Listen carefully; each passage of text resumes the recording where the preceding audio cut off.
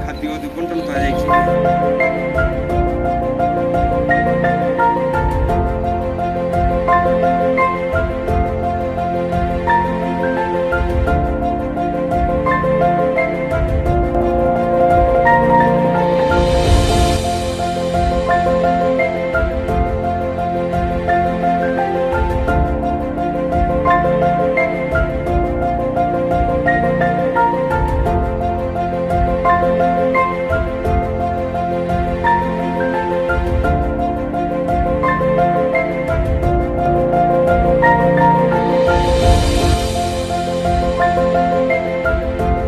Covid second wave रो भयावहता भितर बर्तमान साइक्लोन रो वार्निंग आउ हेवी रेनफॉल रो जो प्रेडिक्शन सेटा समस्त चिंतार कारण होती।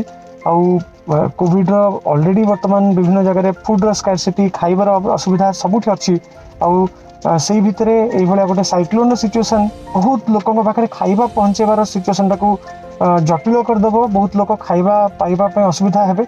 से आज ओडिशार विभिन्न जगह स्माइल फोर्स तरफ आमर वॉलंटियर्स माने खास करके बस्ती एरिया रे आज ब्रेड आउ किसी सुखिला खाद्यर डिस्ट्रीब्यूशन कराई।